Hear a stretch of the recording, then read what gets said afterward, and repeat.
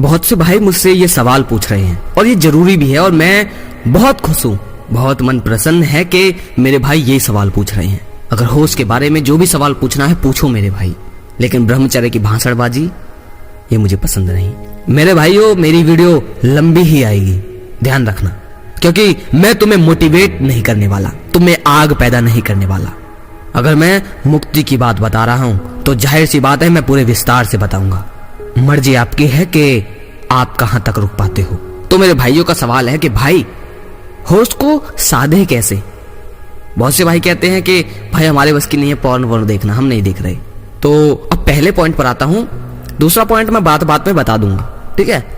तो पहला पॉइंट है कि भाई हम होश को साधे कैसे। तो जैसे कि मैंने वीडियो में बताया था कि तुम्हें एक पॉर्न लेनी है, 1 2 3 4, लेकिन अब तुम 4 5 मत लो, बस एक ले लो, कोई पॉर्न, कोई रोमांटिक ले लो, या जैसे कि तुम्हारी मानसिकता है कि उसे सिर्फ देखना है, कोई उससे कल्पना नहीं जोड़नी, कोई विचार नहीं जोड़ने।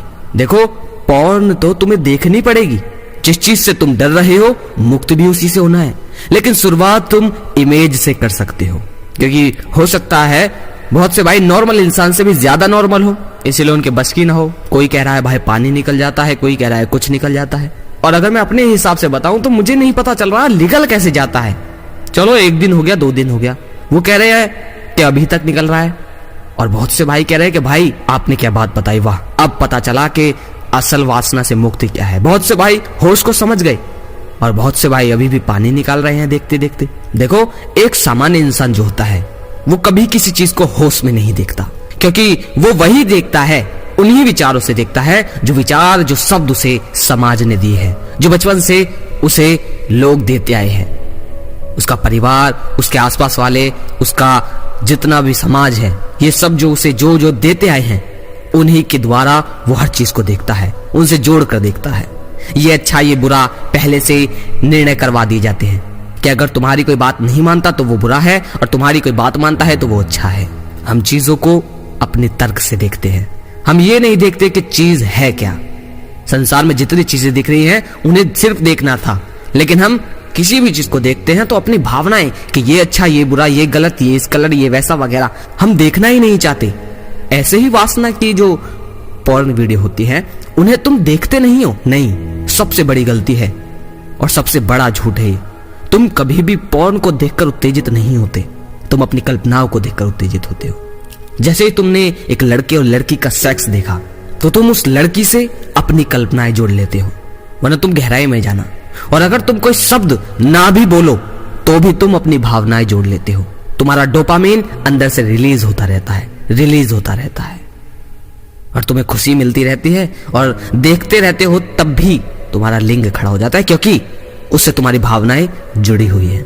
लेकिन जब होश की प्रैक्टिस तुम बहुत बेहतर करने लग जाओगे तो तुम्हें पता चलेगा कि असल में जब मुझे लग रहा था कि मैं देख रहा हूं तब भी मैं होश में था, लेकिन जब तुम असल में प्रैक्टिस कर लोगे तब तुम्हें पता चलेगा कि हाँ मैंने क्या चीज असल में देखी और क्या चीज मैं आज तक अंधेपन में देखते आया। हम हर चीज को आज तक की, बचपन से लेकर आज तक कभी भी होश में नहीं देखे, किसी भी चीज को। बच्चे थे तो खिलौनों को अपनी भावनाओं से देखते थे, फिर थोड़े बड़े हुए, जवान हुए तो हर चीज को अपनी भावनाओं से देखते लगे, लड़की को अपनी इमेज से देखने लगे। भले ही तुम्हें इनके विचार किसी और ने दिए हों, लेकिन तुम्हें होश में आना होगा। और ये जितने भी महान पुरुष थे, इनका हर एक सेकंड हमेशा होश में जिया है, वो जाग कर ही अपने जीवन को जी कर गए, लेकिन एक सामान्य इंसान कभी ये कर नहीं सकता। और आज YouTube पर यही चल रहा है कि एक सामान्य इंसान को और ज्यादा सामान्य बनाया जा रहा है। अगर ब्रह्मचर्य की तारीफ भी करोगे तो अगर तुम एक्साइटेड हो गए तो समझ लो तब भी तुम्हारा होश टूटा हुआ है, और अगर वीरनाश से तुम दुखी हो गए तो समझ लो तब भी तुम्हारा होश टूटा पड़ा है, तब भी तुमने अपना पूरा जीवन बेहोशी में जिया है। अगर तुम किसी मोटिवेशन से मोटिवेट होते हो तो समझ लो तब भी तुम्हारे अंदर होश नहीं है। अगर तुम किसी की बातों पर, मेरी बातों पर ऐसे ही विश्वास कर गए तो समझ लो ये भावना जो तुम्हारी जुड़ रही है मुझसे, अभी भी तुम होश में नहीं हो। हमें हर चीज का ध्यान रखना होगा। ध्यान का मतलब ये नहीं है कि आंखें बंद करो और बैठ जाओ। आंखें बंद कर भी लोगे तो आंखों के अंदर क्या दिखेगा, मन के अंदर तुम्हें दिखेगा क्या, बताओ मुझे। तुम्हारे विचार, तुम्हारे शब्द, तुम्हारी भावनाएं, इसके सिवा तुम्हें कभी नहीं दिखेगा कुछ भी। तुम कहोगे सर प्रैक्टिस से सब कुछ हो जाता है, ऐसा कुछ नहीं है। तुम्हें पहले बाहरी चीजों को होश में देखना होगा। जब बाहरी चीजों से, जितने भी संसार की बाहरी चीजें हैं जो तुम्हें दिख रही हैं, जब इनसे संपर्क पूरी तरह से टूट जाएगा, जब ये होते हुए भी तुम्हारे लिए नहीं होंगी, सिर्फ चीजें ही नहीं, इंसान, वस्तु, भावनाएं, अच्छा बुरा, ये सब कुछ तुम्हारे होते हुए भी जब नहीं होगा, असल में तब तुम्हारा ध्यान होगा। मैं कह रहा हूं कि आंखें बंद करके कुछ नहीं होने वाला, तुम कोई चमत्कार नहीं पाने वाले, ध्यान रखना। अगर तुम पहले उस चीज से मुक्त नहीं हुए जिस चीज में तुम पैदा हुए, तो समझ लो मेरी कोई भी बात और तो किसी की भी कोई बात काम नहीं आने वाली। अभी मेरी बातें तुम्हें अटपटी लग सकती हैं, जो नए भाई हैं, जो सोचते होंगे कि अबे क्या बता रहा है ये, लेकिन घाट घाट का पानी पीकर तब होश के बारे में पता चला। हम सब आज लाखों वीडियो देख चुके हैं ब्रह्मचर्य की। हर वीडियो में हमें शास्त्र के सिवा कुछ मिलता नहीं, और जो लोग शास्त्र की बातें बता रहे हैं उन्हें भी शास्त्र के बारे में ठीक से पता नहीं। अगर उदाहरण के लिए बताऊं तो मान के चलो कोई इंसान अगर चाय के बारे में बहुत ज्यादा बातें करता है और चाय के बारे में उसने कुछ बताया, और उसने बताया कि चाय बहुत जरूरी है, चाय जरूर पीनी चाहिए, दिन में पीनी चाहिए, और मान के चलो आप रेगिस्तान में रहते हो, तो बताओ वहां चाय का क्या महत्व हो गया? वहां चाय की बातें बदलनी होंगी, चाय का जैसे जैसे बातें बताई थी उनका परिवर्तन करना होगा। सीधा ऐसा ही हर चीज का और अपने जीवन में इस्तेमाल करना होता है। कोई चीज अगर हमें शास्त्र बता रहे हैं तो ऐसा नहीं है कि वो सीधा का सीधा हमारे जीवन में उतर जाएगी। तब का जीवन और आज के जीवन में फर्क है। हमें शास्त्र के हिसाब से जीवन जीना चाहिए, बिल्कुल। हमारे शास्त्र बहुत महान है, हमारे वेद बहुत महान है। उनके जैसा अगर कोई इंसान जीवन बना ले तो वाकई में वो किसी भगवान से कम नहीं। लेकिन जब बात वासना की आती है तो अगर शास्त्र कह रहे हैं कि इससे भागो और डरो, तो मेरे हिसाब से मैं कहता हूं कि वो शब्द ही गलत है जिसमें वो बता रहे हैं कि वासना से भागो या किसी भी चीज से भागो। अगर तुम्हें किसी चीज से लालच है, किसी चीज से मोह है, तो मैं कह रहा हूं तुम उससे भागो मत, उसे वहीं का वहीं समझो, उसे वहीं से वहीं होश में देखो। चीजों से भागना, चीजों से बचना उसका समाधान नहीं है। देखो अगर अश्लीलता, अश्लील फोटो और ये चीजें जिसे तुम अश्लील मानते हो, अगर ये थोड़ी बहुत होती तो चलो कह सकते हैं कि भाई इनसे दूर रहो। लेकिन जब पग पग पर ही तुम्हें ये चीजें देखने को मिले तो भागना इनका फिर निवारण नहीं होगा। अगर दुश्मन एक है तो चलो कह सकते हैं कि भाग जाओ, लेकिन वो चीज ही ऐसी है जो तुम्हारे शरीर में ही पैदा हुई है और प्रकृति ने तुम्हें दी है, और आज समाज का हर एक आदमी इससे ग्रसित है। हम क्यों भागे और भागेंगे भी कहां और भागकर जाएंगे भी कहां? क्या वासना उन फोटो में है? क्या वासना इन फिल्मों में है? क्या वासना उन पॉर्न वीडियो में है? नहीं।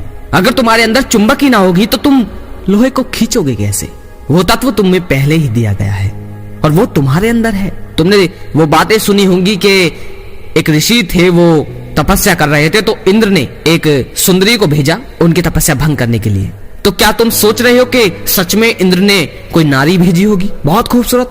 नहीं, वो नारी कोई और नहीं, वो उस तपस्या करने वाले ऋषि की मन की, उसकी चेतना की कल्पनाएं थी। अगर कोई स्त्री होती तो जाहिर सी बात है वो किसी पुरुष का ही कल्पना करती। ऐसे ही है, जो इंसान यहां से भागकर कहीं और साधु सन्यासी बन जाता है तो ये मत सोचो वो इंसान मुक्त हो जाएगा। भागना किसी भी चीज का निवारण नहीं। ये गौतम बुद्ध के जीवन से तुम बहुत अच्छे से समझ सकते हो। गौतम बुद्ध डाकुओं से, क्रूर इंसान से, किसी से भी नहीं भागे। उनके रास्ते में जो जो आता गया वो उससे पार निकलते गए। मैं ये नहीं कह रहा कि तुम दुष्ट दुराचारियों से लड़ते फिरो, पर जो चीज तुम्हारी अपनी खुद की है उससे भागना काहे को? तुम्हारा अगर कोई भी होश का सवाल है तो मुझे बताओ, लेकिन जरूरी नहीं है कि मैं तुम्हें व्हाट्सएप पर तुरंत जवाब दे दूं, जरूरी नहीं है मैं तुम्हें कमेंट में तुरंत जवाब दे दूं। बहुत से भाइयों की मैं कॉल नहीं उठा पाता तो वो सोचते हैं कि मुझे घमंड हो गया है। बहुत से भाइयों का मैं मैसेज रिप्लाई नहीं दे पाता तो वो समझते हैं कि हमने ऐसे ही नंबर दे दिया, लेकिन ऐसा नहीं है मेरे भाई। मेरा जीवन कितना बिजी भरा हुआ है तुम नहीं जानते। अगर तुम मेरी जगह होते तो मैं कह रहा हूं तुम नंबर तो क्या, तुम यूट्यूब पर किसी की कमेंट का जवाब भी नहीं दे पाते। जो भाई अभी भी मेरी बात नहीं समझ पा रहे हैं वो एक बार मेरे चैनल के अबाउट सेक्शन में जाकर देखें और जो जो लिखा है उसे पढ़कर देखें, आपको पता चल जाएगा। लेकिन फिर भी मैं भाइयों की कॉल का वापस रिप्लाई भी करता हूं, पूरी कोशिश करता हूं कि जिस भाई ने अभी कॉल की और अगर शाम हो गई तो मैं शाम को पूरी कोशिश करता हूं कि भाई की कॉल उठा पाऊं। वरना अगर मैं आपको सच बताऊं तो बहुत से भाई 12-12 1-1 बजे मुझे कॉल कर रहे हैं। अब आप सोचो, 12-12 1-1 बजे फोन बज रहा है, यही चल रहा है। लेकिन मेरे भाई ऐसे नहीं होता। मेरे जीवन में बस थोड़ा ज्यादा कठिनाई है, थोड़ा ज्यादा बिजी हूं मैं। लेकिन ऐसा नहीं है कि मुझे कोई घमंड हो गया है या मैं किसी का जवाब नहीं देता, ऐसा नहीं है। वो भाई मुझे अच्छे से जानते हैं जो मुझसे बात कर चुके हैं। अगली वीडियो में फिर मिलते हैं मेरे भाइयों। जय श्री कृष्णा।